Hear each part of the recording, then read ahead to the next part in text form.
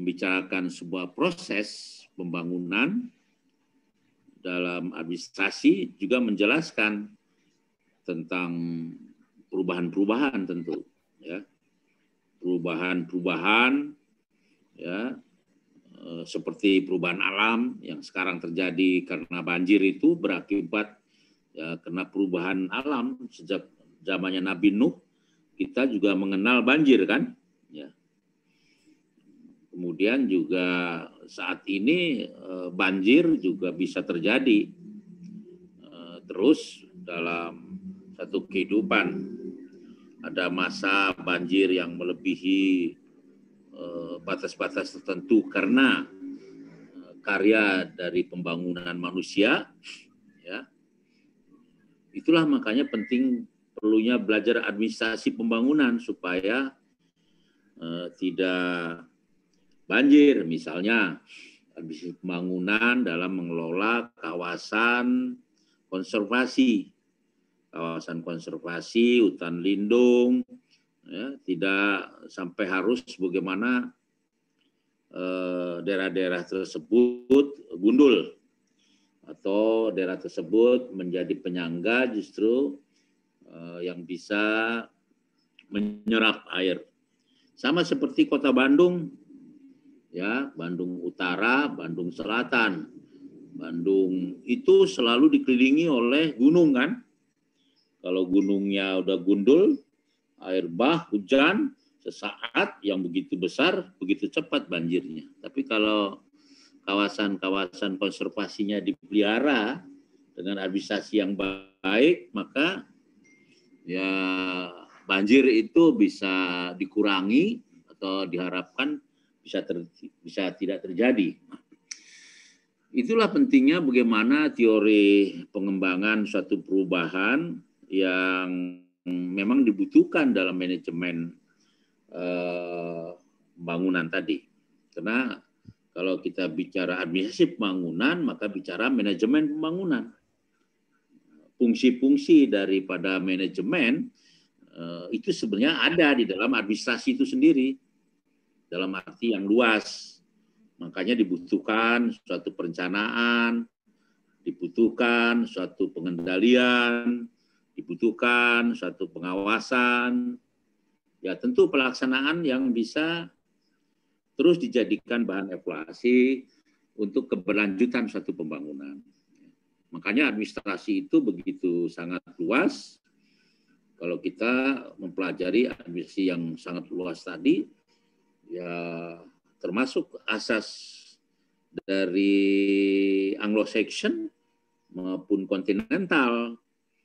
Kalau Anglo-Saxon, ya bagaimana peran administrasi yang begitu sangat kuat untuk bisa segalanya dalam konteks pengelolaan negara itu dengan administrasi dan melibatkan semua ilmu.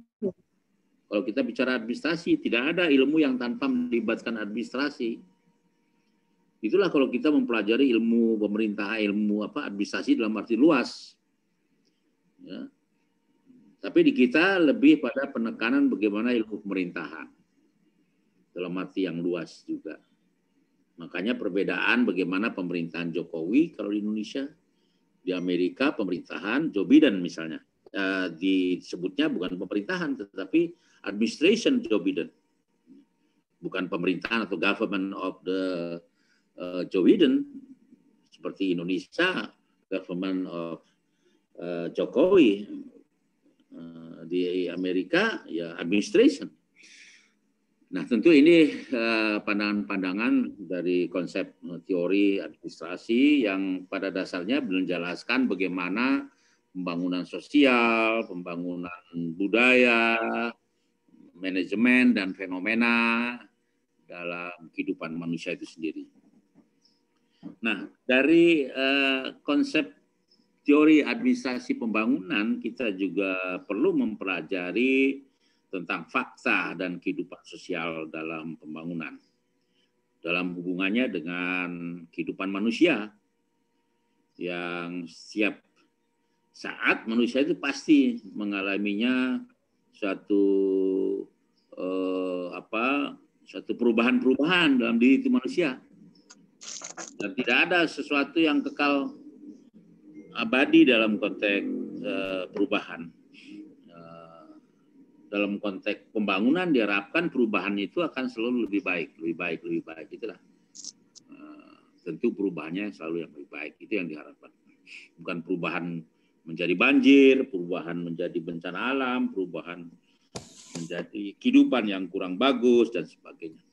Nah, harapan perubahan itulah juga dalam konteks pembangunan sangat diharapkan. Saya tes sekali lagi, apakah suara saya masih bisa diterima? Saya bisa, Prof. Ya. Jelas, Prof. Bagus, Prof. Jelas sekali, Prof. Jelas, Prof. Saya. Nah, kemudian dalam konteks itu kita bisa melihat bagaimana sesungguhnya konsep administrasi pembangunan dalam strategis kondisi kehidupan global. Ya. Memang dalam kehidupan global perkembangan suatu administrasi ini banyak dihubungkan dengan perubahan-perubahan bagi kehidupan tatanan kehidupan global maupun tatanan kehidupan nasional. Tatanan kehidupan global itu biasanya terpenetrasi dalam kehidupan dari setiap negara sekarang di era teknologi modern atau globalisasi ini, akses seperti dengan teknologi begitu mudah, sama seperti yang sekarang kita lakukan. Dulu kita kuliah harus di kelas dengan harus bertatap muka, sekarang bisa dengan cara seperti yang kita lakukan saat ini. Ini juga sebuah proses administrasi dengan perubahan-perubahan, ditambah dengan era pandemi COVID, kemudian juga mungkin di sisi lain ada kekurangan dan ada kelebihannya, ada minusnya, ada plusnya. Dengan Zoom ini atau dengan Google Meet ini. Tapi juga kalau kita melihat mungkin tatap muka dalam konteks sekolah-sekolah tertentu, mungkin masih dibutuhkan karena mengembangkan suatu proses sikap, behavior atau perilaku yang bisa harus memperlihatkan bagaimana perilaku itu diperlihatkan langsung dengan tatap muka, ada seperti itu. Tapi kalau kita seperti S3 ini masih bisa seperti ini kita lakukan. Tentu kita tidak ada etikanya, tidak pakai kaos oblong, ya, apalagi tidak pakai baju misalnya. Ya kita masih bisa lah kondisi ini ada kesantunan, bisa memperlihatkan ternyata perubahan-perubahan juga tekap kita lihat pada diri kita untuk tetap santun dalam menggunakan teknologi ini. Nah, saudara sekalian, bagaimana kita lihat proses perubahan dalam pembangunan itu sendiri? Pada hakikatnya adalah proses kehidupan ya masyarakat yang diakibatkan oleh dinamikanya, baik mengikuti evolusi biologis, ya, evolusi biologik maupun juga dalam konteks daur kehidupan dan perubahan pemikiran tingkah laku ataupun sikap perilaku yang menghadapi situasi sosial yang terus berkembang dengan seiring ilmu pengetahuan teknologinya yang maju. Terlebih di abad 21 ini kita rasakan di mana dunia mengalami sebuah perubahan, adanya suatu interaksi sosial, ya, suatu interaksi sosial yang begitu sangat bisa dimungkinkan keterbukaan itu secara komprehensif. Misalnya ya seperti sekarang kita di kampung, saya di kampung, sebagian di kota Jakarta, di Bekasi, di luar Jawa, kita punya akses seperti yang kita lakukan saat ini. itu adalah bagian daripada evolusi sosial dan dinamikanya. Ya. Nah, dalam pengertian seperti itulah maka kemudian kita bisa lebih menajamkan tentang pengertian dasar daripada administrasi itu sendiri setelah kita melihat bagaimana 10 trends masa depan dunia yang sedang menghadapi suatu kebutuhan tentang peningkatan kualitas sumber daya manusia, tentang kebutuhan inovasi dalam menghadapi ekonomi, apalagi dalam menghadapi pandemi ini, kemudian juga sumber energi yang tereksplorasi, kemudian semakin habis, kemudian kita butuh eksplorasi yang baru, ya, kemudian terus akhirnya kita membutuhkan suatu masa depan setiap individu untuk menghadapi kehidupannya. Nah, itulah makanya tentu dimulai pada diri kita masing-masing untuk memahami tentang masa depan globalisasi ini dengan perubahan iklim seperti ini, dengan administrasi pembangunan inilah makanya kita melihatnya bagaimana pengertian administrasi itu dengan melibatkan berbagai unsur dalam konteks unsur administrasi itu sendiri. Apa unsur administrasi yang utama? Tentu manusia yang utamanya. Kemudian kita bisa melihat kalau kita pelajari dulu di S1, S2 tentang pengertian administrasi, begitu hanya dikenal seolah tulis menulis saja, tata usaha, ya seperti itu kira-kira. Tapi tentu dalam konteks administrasi yang begitu luas sebagai sebuah ilmu, maka begitu sangat luas juga konteksnya dalam semua kehidupan itu terlibat dengan bagaimana kehidupan administrasi. Kita lihat contoh dari kata Yunani, administrasi itu sebetulnya dari dua kata, ad and administration. Administrasi. Artinya adalah pengabdian. Ya. Jadi kalau bahasa Yunani administrasi itulah pengabdian. Atau dapat juga disebut dengan service atau pelayanan. Jadi kalau kita bicara administrasi, itu adalah fungsi pelayanan, fungsi pengabdian. Ya.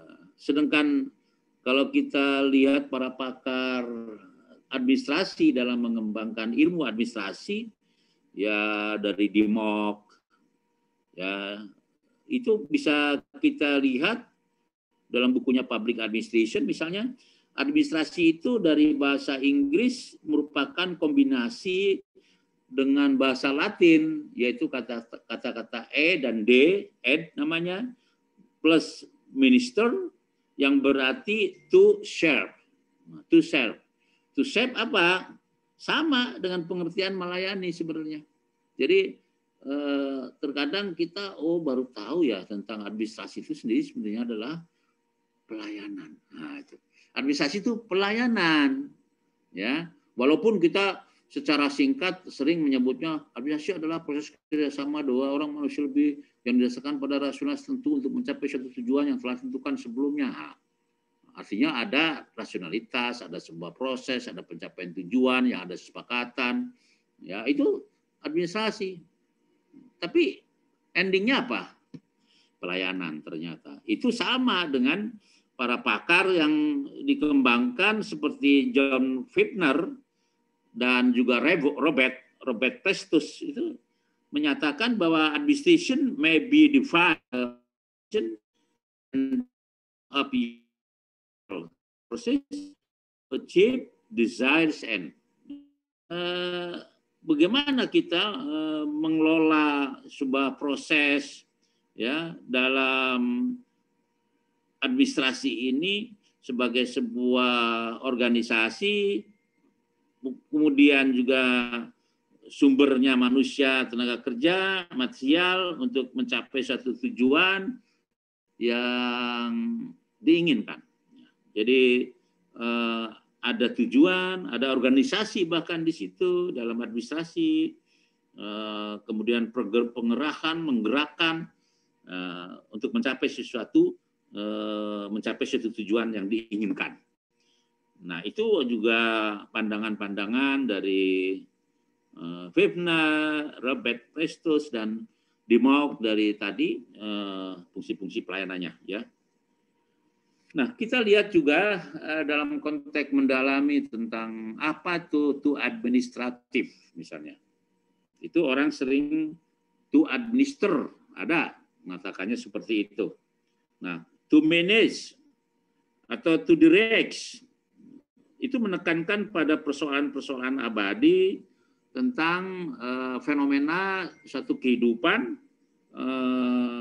masyarakat atau sosial mengenai bagaimana membina agar para penyelenggara negara, penyelenggara pemerintahan itu bisa melaksanakannya dengan tugas dan fungsi yang baik. Ya. Bagaimana membangun suatu administrasi dan bagaimana membangun administrasi. Jadi ada pembangunan administrasi, dan ada administrasi pembangunan. Nah, ini jelas sekali. Bagaimana kita membedakan antara administrasi pembangunan dan pembangunan administrasi. Karena kita membutuhkan dua-duanya.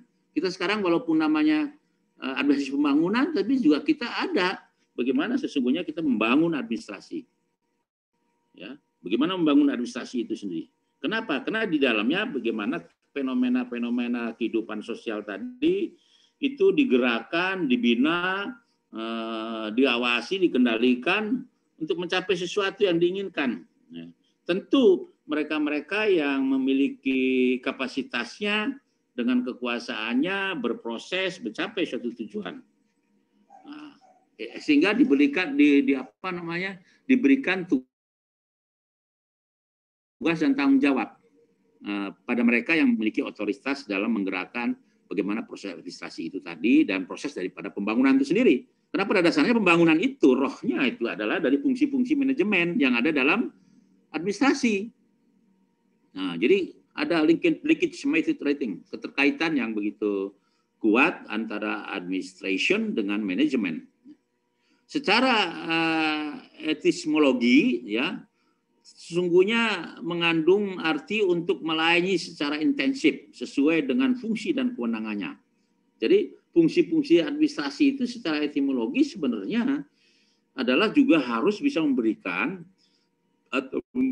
untuk melayani secara intensif sesuai dengan fungsinya, kewenangannya. Nah, sekarang permasalahannya apakah mereka atau kita melaksanakan fungsi-fungsi administrasi tadi sesuai dengan tugas fungsi kita, atau jangan-jangan kita melaksanakan tugas fungsi orang lain. Nah, itulah pentingnya organisasi, ada distribution of function, ada pembagian fungsi. Nah, itulah makanya ada job, ada posisi, ada tugas, ya, ada jabatan di situ. Ya. Nah, itulah makanya kita adanya suatu manusia yang ada dalam suatu organisasi merupakan esensi yang mendasar untuk mencapai satu tujuan. Jadi berarti administrasi dan pembangunan tidak mungkin tanpa manusia. Administrasi pembangunan pasti penggerak faktor utamanya adalah manusia. Oleh karena itu administrasi itu adalah sebuah proses dalam pembangunan, ya, dalam kehidupan manusia, terutama di abad 21, di tahun 2020-2021 ini, ya, dan seterusnya, peranan dan fungsi administrasi pembangunan semakin menentukan untuk keberhasilan manusia karena mencakup fenomena-fenomena. Pertama, apa fenomena-fenomena utama nih sejak mulai tahun 2021 katakan sekarang. Kita sedang menghadapi pandemi COVID. Kita mungkin pada era sekarang, termasuk kita di dalamnya, mengalami pandemi COVID-19 ini, kan tidak semua di masa yang akan datang mengalami seperti kita. Suatu saat ini akan melewati, tapi masa pandemi kita kan kita alami. Nah, pas ada kuliah, Hermaya dengan teman-teman sekarang, loh ini waktu masa pandemi COVID, saya dapat pelajaran dari Pak Hermaya, misalnya kan. Nanti setelah selesai pandemi COVID, tidak lagi ceritanya. Karena kita menggali terus. Apa itu yang harus kita pelajari dalam fenomena seperti itu?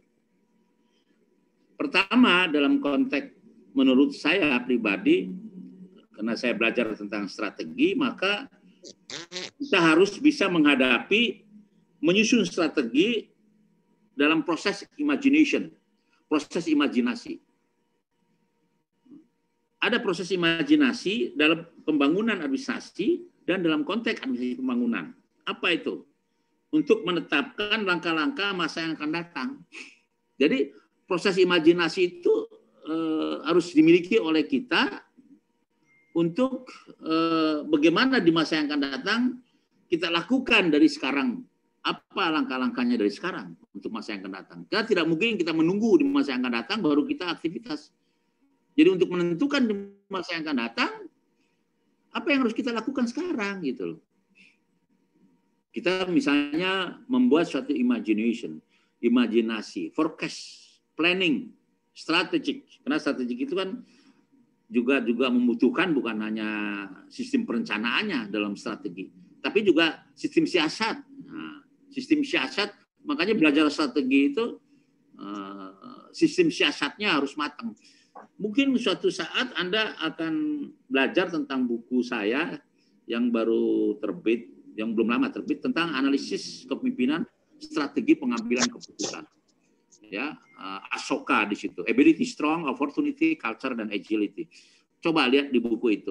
Anda boleh melihat di situ bagaimana kita membuat suatu konsep strategi.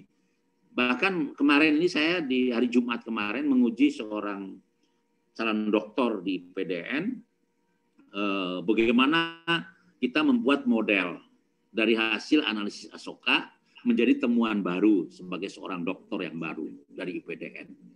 Bagaimana modelnya? Model itu hasil dari pemikirannya setelah melakukan penelitian, tapi harus ada alat atau pisau analisisnya dalam menganalisis hasil penelitiannya. Nah, pisau analisisnya apa? Asoka dia gunakan. Ya, alhamdulillah dia melahirkan sebuah konsep model baru hasil temuan dia dari analisis Asoka. Itu lahirnya dari mana? Karena dia membuat suatu perumusan masalah di bagian bab satunya, di rumusan masalah yang ketiga disebutkan bahwa strategi upaya untuk menghadapi permasalahan di masa yang akan datang perlu konsep seperti ini dari strategi analisis apa gitu. Nah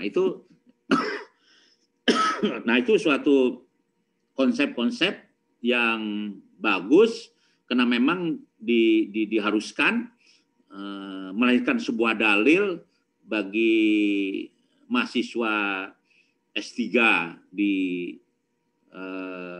IPDN termasuk kita ini ya. Itu adalah bagaimana menyusun satu strategi dalam administrasi pembangunan. Yang kedua adalah melaksanakan proses di berbagai bidang kegiatan apapun termasuk di bidang ekonomi, teknologi, kemudian pertahanan keamanan, politik, dan sebagainya. Dalam fenomena-fenomena sosial seperti itu, ya dibutuhkan ya bagaimana kegiatan-kegiatan tadi untuk sebagai sebuah proses, sebagai bagian daripada administrasi, kemudian melaksanakan kegiatannya bersifat mungkin dibutuhkan hal yang sangat teknis, ya, dan konteksnya juga bagaimana pengambilan keputusan yang memiliki otoritas, namanya kebijaksanaan, aturannya kebijakan, melaksanakan kebijakan namanya kebijaksanaan, maka lahirnya sebuah SOP, standar operational procedure yang harus dilakukan oleh mereka atau kita yang melaksanakan dari administrasi itu sendiri. Ya, jadi bagaimana kita melihatnya baik secara teknis maupun non teknis, bagaimana otoritas pengambilan keputusan tadi. Kemudian yang keempat barangkali ya, yaitu kegiatan dalam bidang kelembagaan. Apakah dalam kelembagaan organisasi, manajemen dan komunikasi itu dibutuhkan ya. Kenapa kita membutuhkan aktivitas kelembagaan seperti tadi? Karena kita harus ada kewenangan, pendelegasian, ada pembagian tugas dan fungsi dari masing-masing struktur tadi. Sub-strukturnya itu satu dengan yang lain berbeda-beda, ya, berbeda-beda sehingga membutuhkan pembagian tugas yang berbeda tapi dalam tujuan yang sama, ya. Nah, itu namanya kegiatan dalam kelembagaan. Dan tentu berkomunikasi, adanya organisasi, adanya manajemen. Kemudian yang kelima, ini faktor yang juga menentukan adalah proses kegiatan daripada manajemen sumber daya manusianya, ya, dalam konteks adaptasi pembangunan.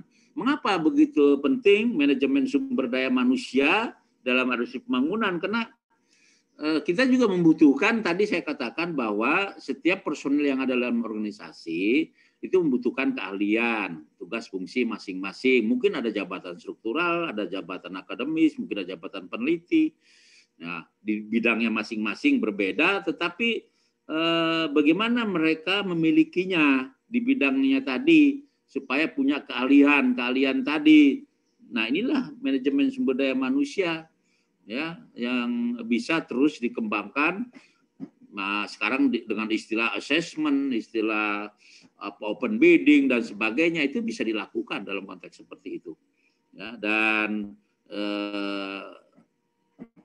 sekarang sistem daripada remunerasi, pemberian penghargaan juga kepada mereka yang melebihi batas-batas kewajaran dari hasil kinerjanya diberikan nilai tambah. Mereka yang hanya pada standar sesuai dengan standar kinerjanya ya sudah dapat penghargaan sesuai gajinya masing-masing. Tapi mereka yang melebihi maka diberikan penghargaan yang lebih. Nah, inilah sistem untuk bisa meningkatkan reward terhadap mereka. Tapi mereka sebaliknya kepada mereka yang memiliki kebiasaan kekurangan dari kinerja yang diharuskannya tapi tidak pernah tercapai.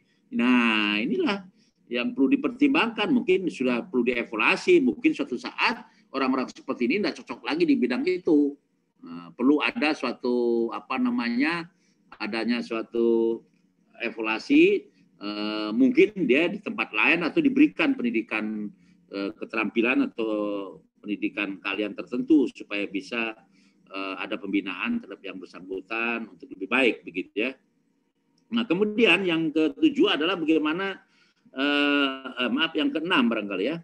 Yang keenam adalah bagaimana proses kegiatan merasa aman bagi mereka yang ada dalam proses administrasi pembangunan tadi. Jadi rasa aman itu bisa memiliki keyakinan, confident, percaya diri untuk bisa melakukan dengan baik gitu. Tapi kalau bekerja dengan perasaan yang tidak aman, tidak tenang, terganggu, pastilah tidak akan mungkin bisa kita bekerja dengan baik. Ya begitu Pak Iwan Santoso ya. Ya Pak Iwan gitu Pak Iwan. Bisa monitor Pak Iwan? Pak Iwan? Pak Iwan Santoso bisa mendengar saya atau yang lain ada masih bisa? Jangan-jangan suara saya sudah masih Prof, bagus. Masih Prof, masih Prof. Masih. Tapi Pak Iwan tidak ada tanggapan ya? Sinyalnya mungkin Prof. Sinyalnya mungkin Prof. Pak Soleman Soleh. Bisa Prof. Bisa. Anda dari mana? Posisi di mana sekarang? Di Papua Bapak. Di Papuanya di mana? Di Jayapura. Jayapura. Suara bagus ya? Bisa terima ya? Bagus sekali Pak Prof. Oh bisa, alhamdulillah, puji Tuhan ya. Kalau Jayapura, insya Allah tidak akan mungkin banjir, apalagi kalau tinggalnya di Angkasa Pura, di BSG, di Dok 5 bawah, kecuali kalau tinggalnya di APO. Kalau tinggalnya di APO atau di Kota Raja mungkin bisa banjir ya. atau di Melati. Ada banjir di Kota Raja, Bapak. Nah, kalau di Kota Raja bisa, atau di APO, karena APO itu di bawah gunung. Tapi kalau Anda tinggal di Dok 5, di Angkasa Pura, itu aman. Kalau Angkasa Pura banjir, itu dunia ini tenggelam. Kira-kira seperti itu ya, Pak Soleh? Pak Prof. Betul, Prof. Betul, Prof.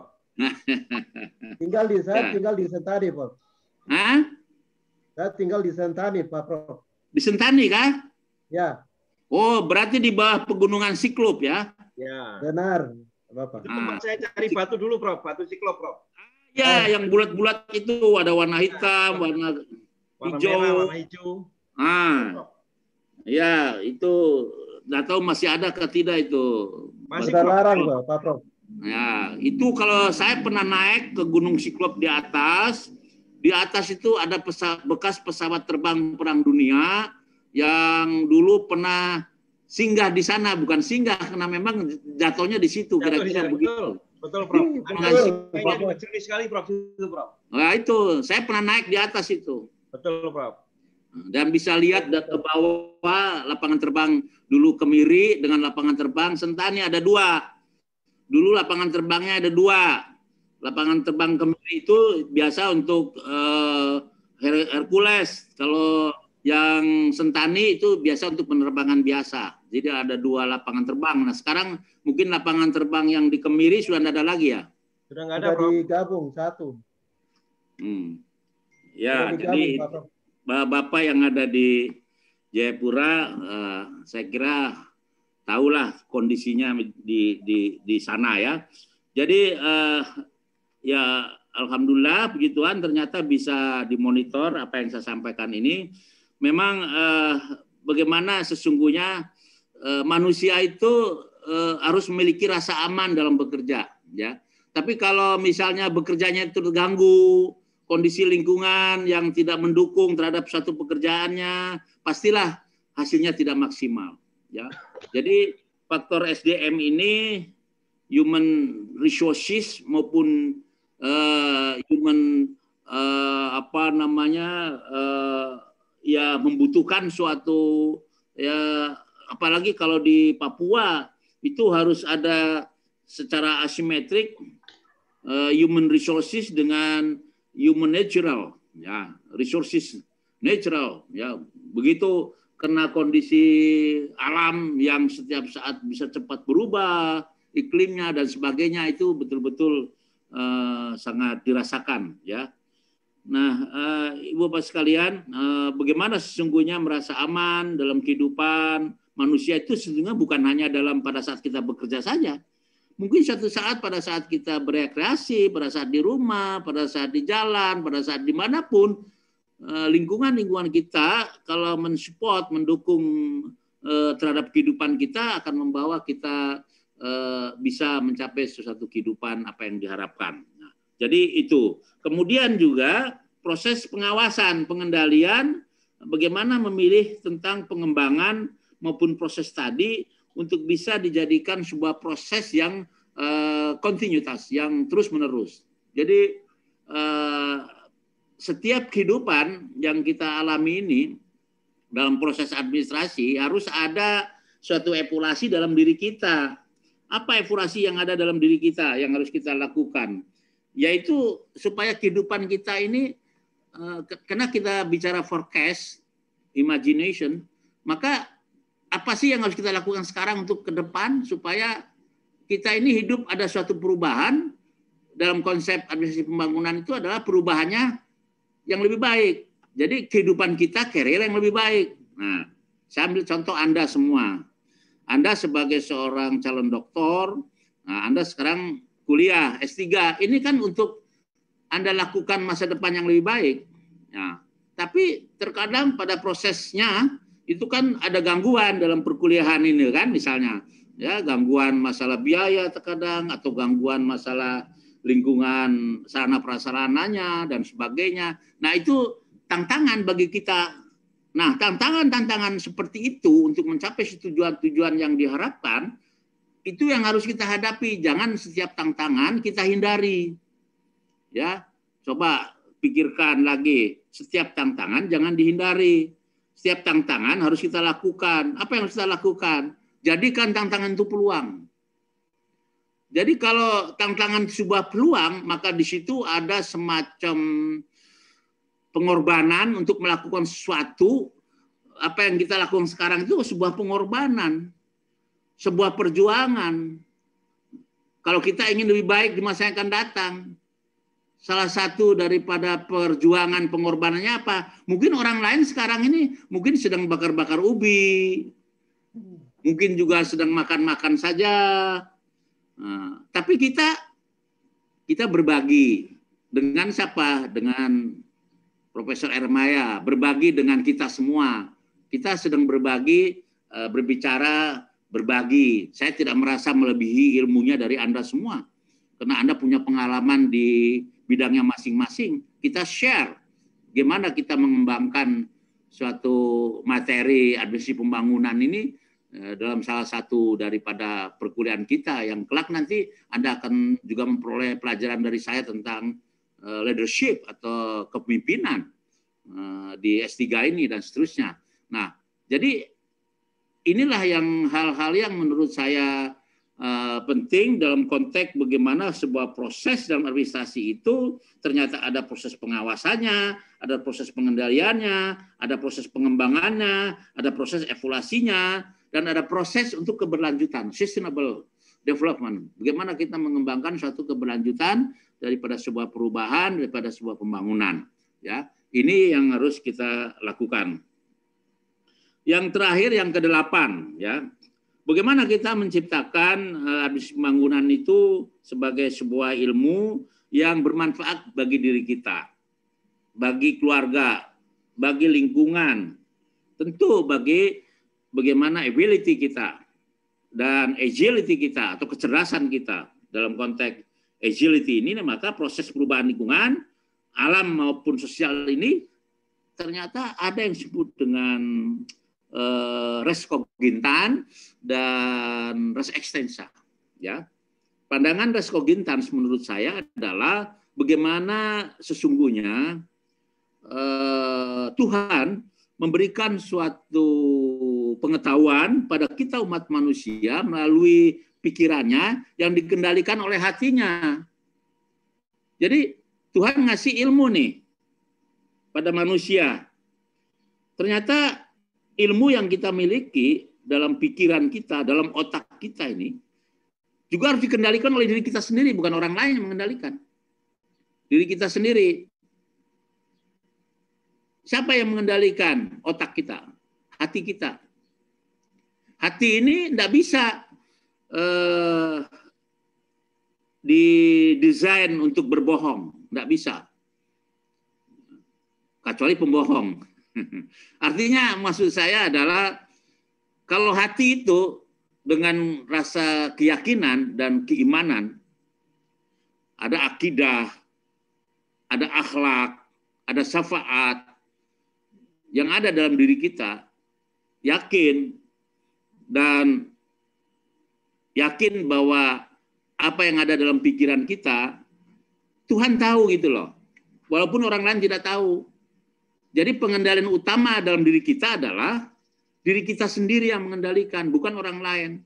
Siapa yang mengendalikan? Hati kita. Dari mana datangnya? Dari Tuhan yang Maha Kuasa. Janganlah kita berpikir untuk menghancurkan orang lain. Janganlah membuat orang lain jadi sengsara. Berbuatlah orang lain jadi baik. Itu kan hati nurani. Tapi kalau kita kena emosinya yang lebih dominan daripada rasionalitas hatinya, ya merusak orang lain. Akibatnya apa? Tidak tenang hidupnya, karena selalu selama ini bikin supaya orang lain tidak baik. Sebuah proses pembangunan yang baik adalah pembangunan lahir dan batin. Pembangunan bukan hanya untuk kehidupan dunia semata.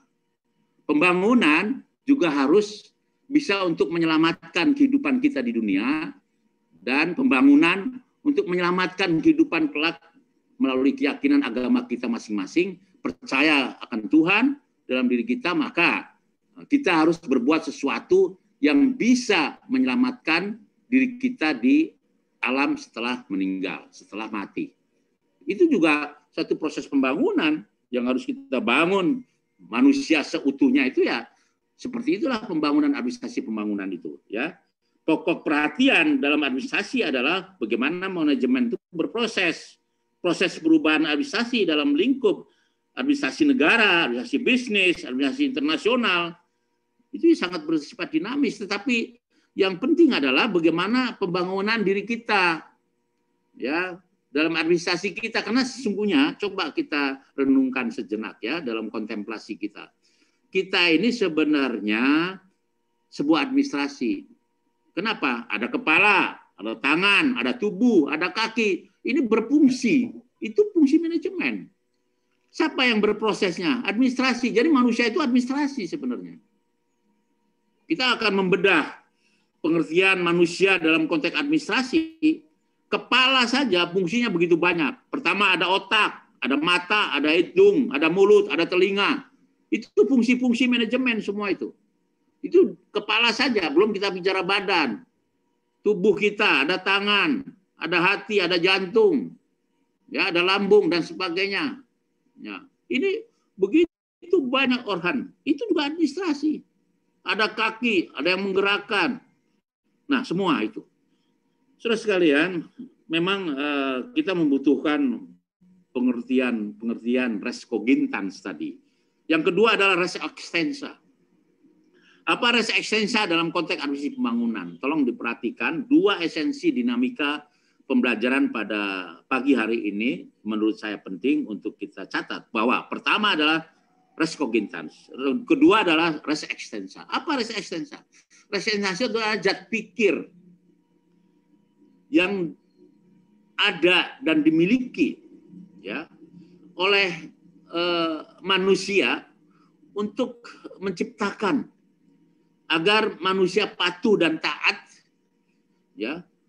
Tadi melalui res cogitans adalah dari Tuhan, maka kalau res extensa adalah pemikiran manusia untuk manusia. Kalau res extensa itu pemikiran manusia untuk manusia. Jadi pedoman hidup manusia dari manusia. Nah, jadi kalau gitu manusia bisa membuat pedoman, bisa aturan. Setiap daerah juga punya aturan kok. Kalau kita NKRI Indonesia, apa aturannya? Dari Undang-Undang Dasar Pancasila, Undang-Undang Dasar ya 45, kemudian undang-undang.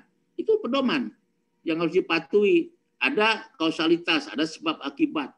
Yang melanggar ada tindakannya yang kena pidana, ada ya, kena perdata, ada diatur. Semua itu adalah ada hukum. Diatur. Siapa yang membuat? Yang membuat siapa? Manusia tentu.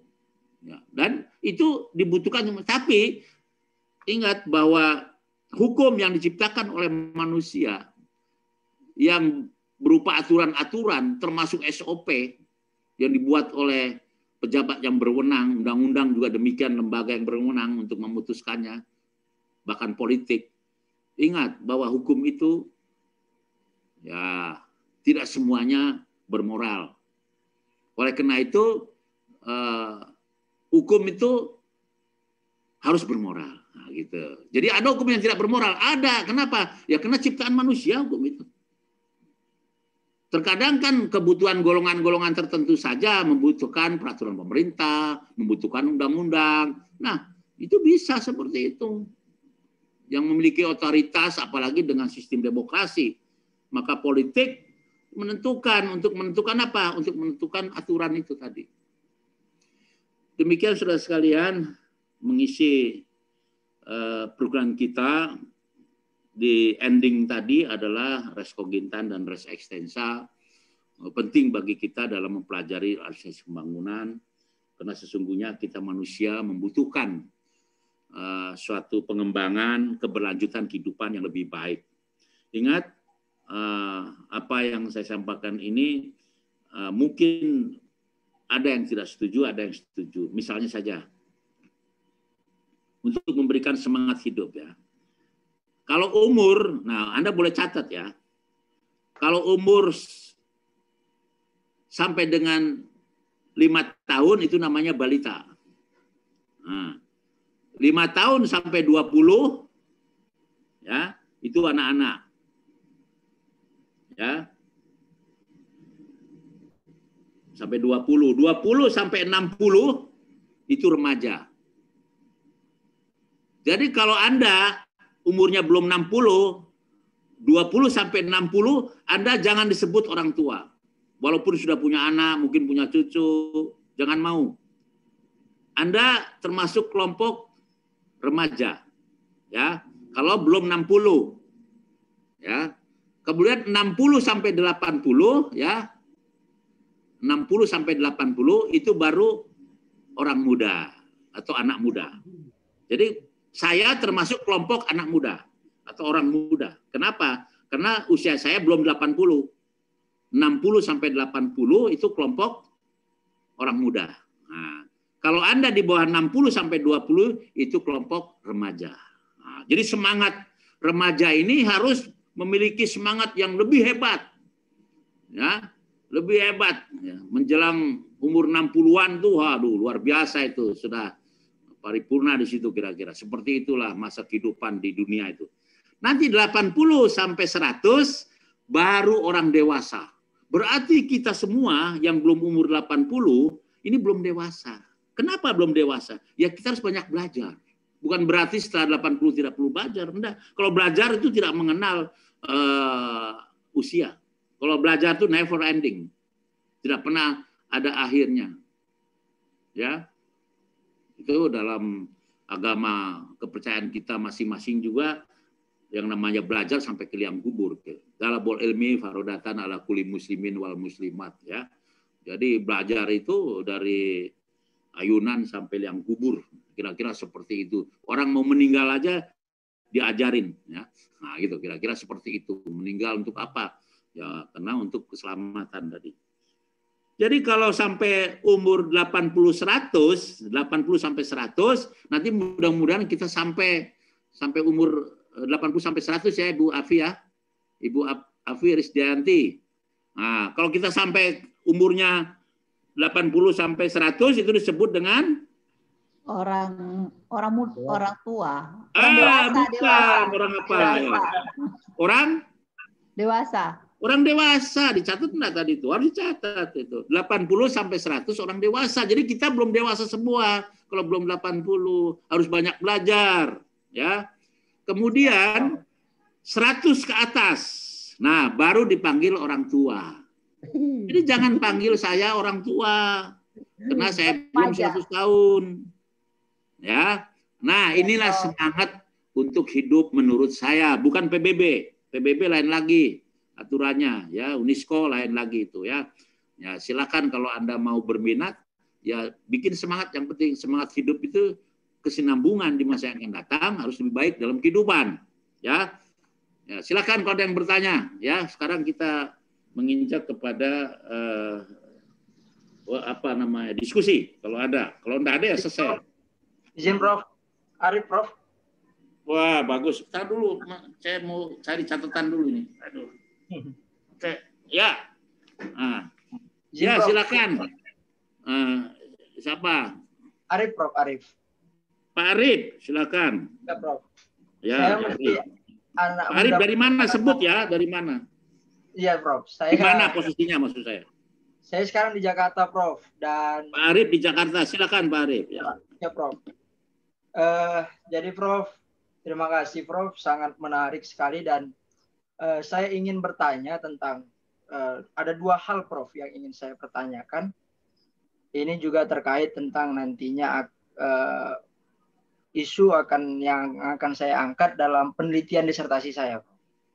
Ya. Yang pertama Prof, saya teringat Prof pertama sekali mungkin ketika kita bertemu Prof mengajar di awal sekali Prof, itu tentang kelebihan demografis, Prof.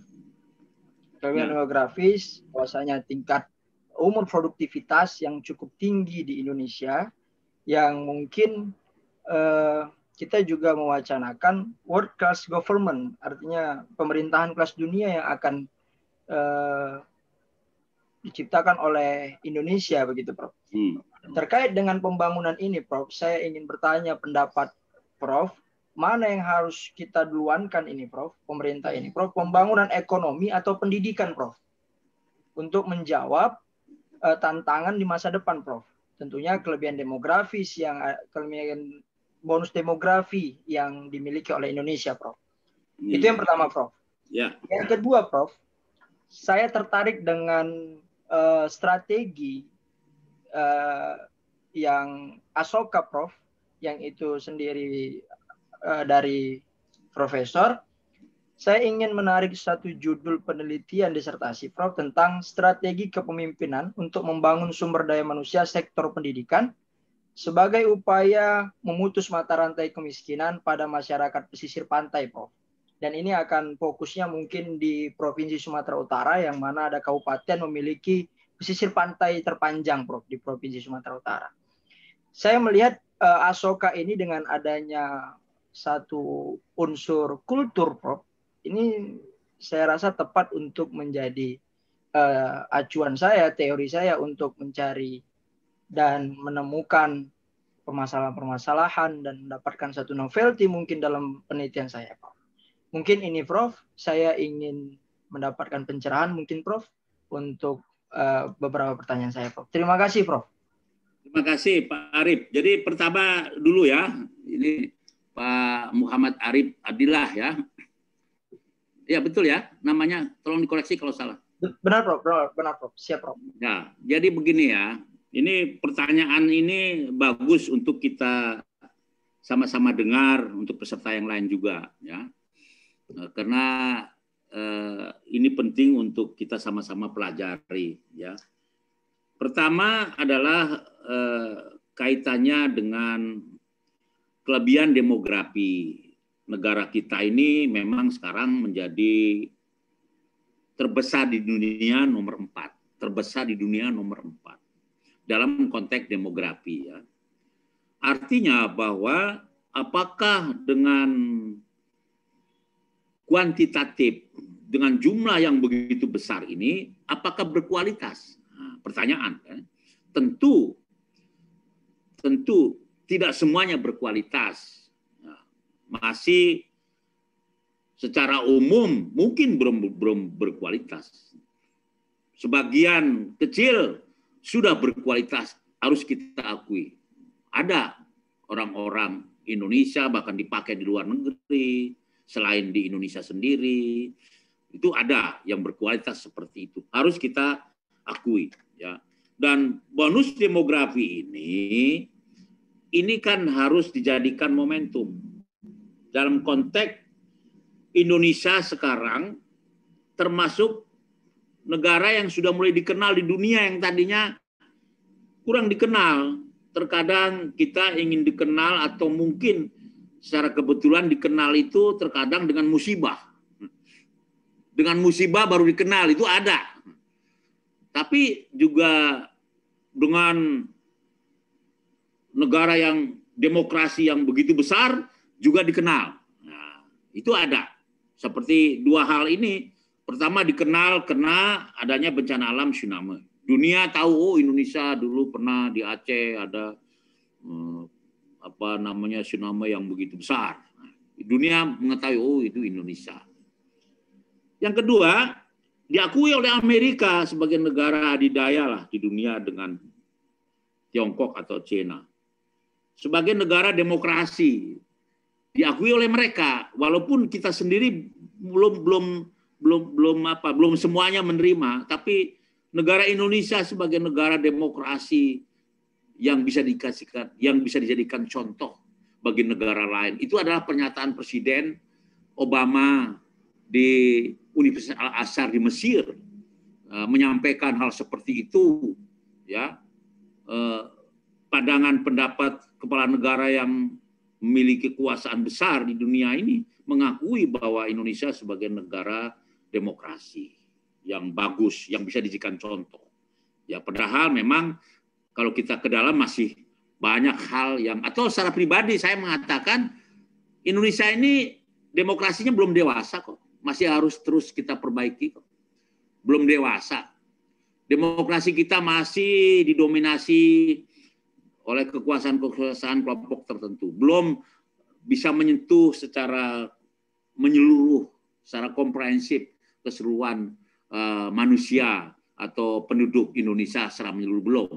Nah, itulah makanya programnya Joko Widodo pun bagaimana supaya bisa menyentuh, misalnya ya infrastrukturnya dibangun, akses itu, supaya masyarakat yang di pedalaman yang tadinya tidak tahu jalan yang beraspal, ada jalan, tidak tahu mobil, sekarang ada tahu mobil.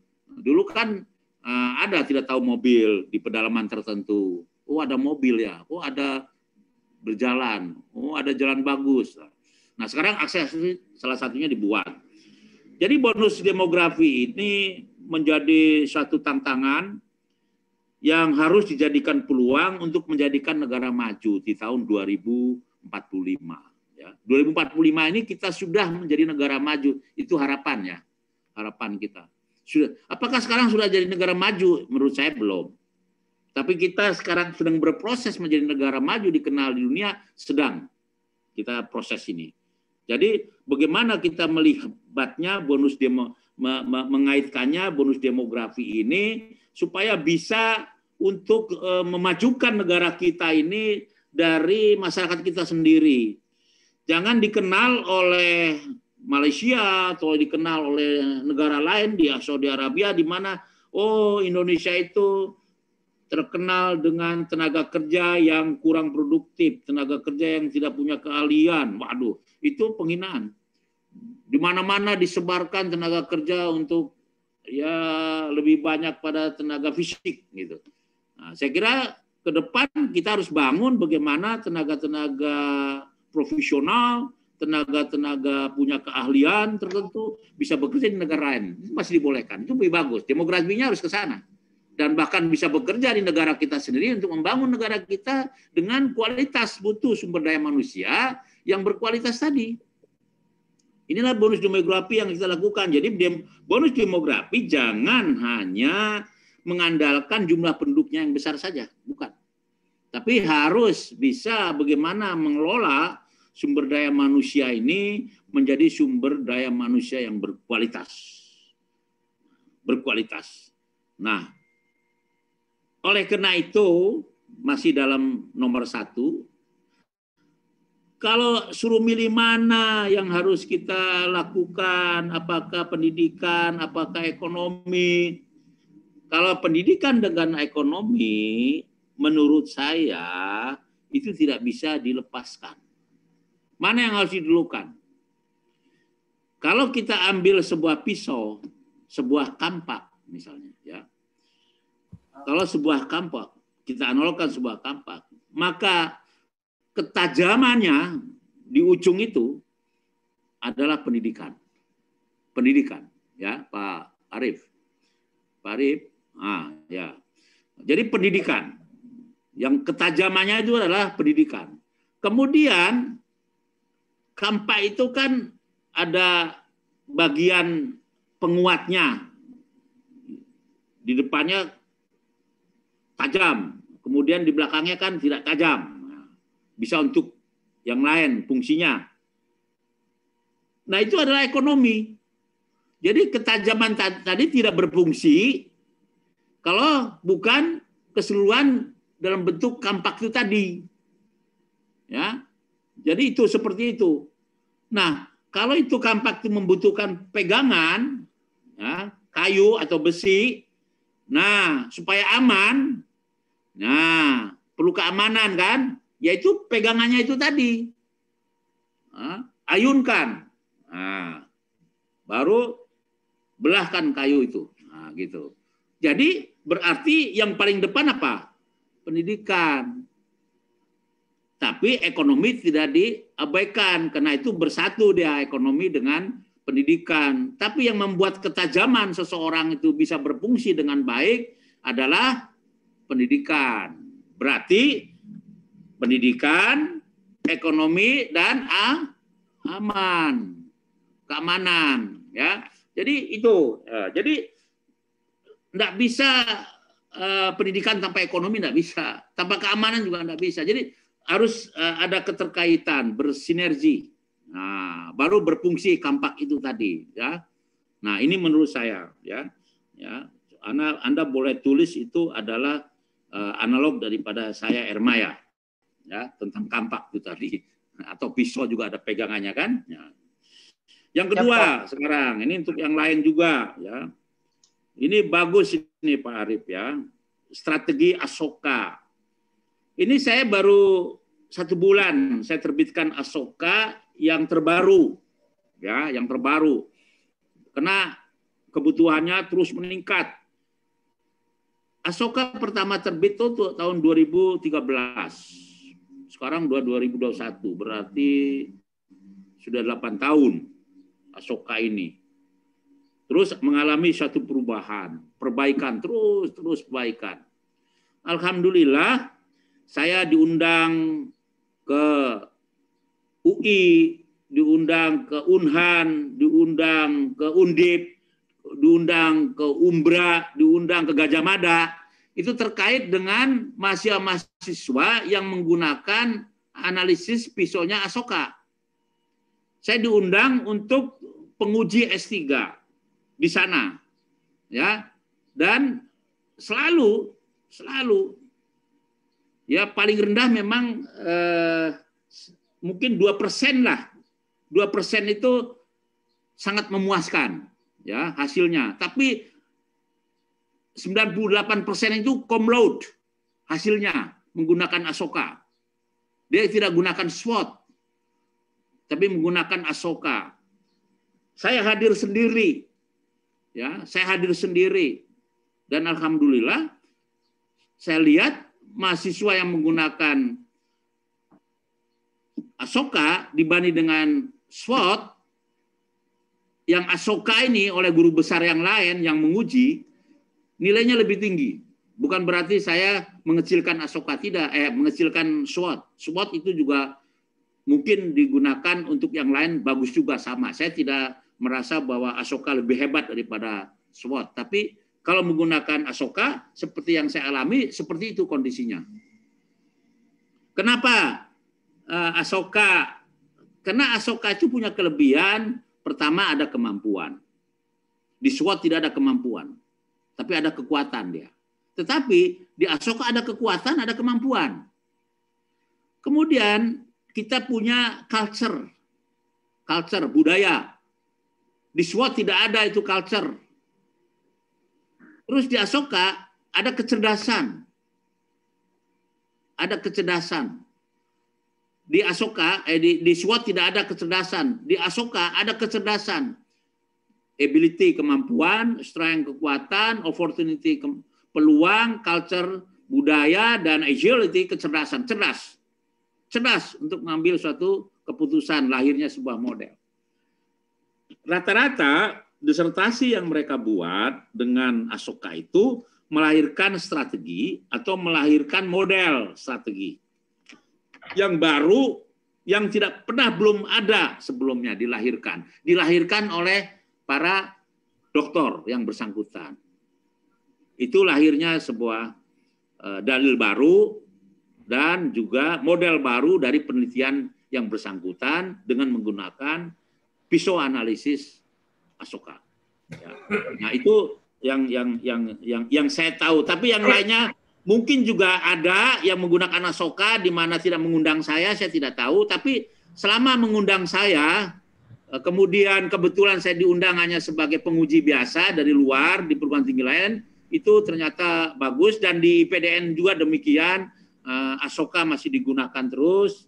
Ya mudah-mudahan juga bisa berkembang, bermanfaat. Asoka ini melahirkan suatu novelty, hasil penelitian dari S3 pada kelas ini. Ya, kelas apa, angkatan berapa ini sekarang ini? Angkatan ke-8, Prof.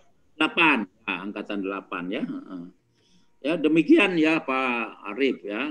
Terima kasih. Ya, saya kira demikian sekalian. Ini jam berapa ini sekarang? Jam 11, Prof. 11.15, Prof. 11.15. Iya, Prof. Kita sudah melebihi jadwal yang telah ditentukan karena harusnya cukup 1 jam karena dalam konteks untuk ini materi ini. Tapi karena banyak pertanyaan tadi, jadi saya senang aja. Tadi mulai kita jam 10 ya. Tadi ada satu lagi pertanyaan barangkali, kalau ada, kalau tidak ada kita tutup. Baik, karena tidak ada, jadi terima kasih. Jaga kesehatan masing-masing. Mudah-mudahan kita semua selalu sehat. Amin. Terima kasih atas Amin. perhatian Prof. semuanya. Ya, Pak Arif, Pak siapa lagi? Ini beberapa orang nih. Mopli, Bro. Pak siapa lagi? 24, Prof. Pak Soleh, Pak siapa lagi? Nopli, Bro. Nopli, Bro. Ya, betul. Pak Nopli. Joko, Prof. Ya, aduh banyak ya. Terima kasih, salam hormat untuk Salam hormat, semuanya. Bro. Terima kasih, Prof. Terima kasih, Salam Prof. sehat, Prof. Terima kasih banyak, Prof. Salun. Salam sehat. Salam sehat, Bro. Assalamualaikum warahmatullahi wabarakatuh. Selamat, Prof.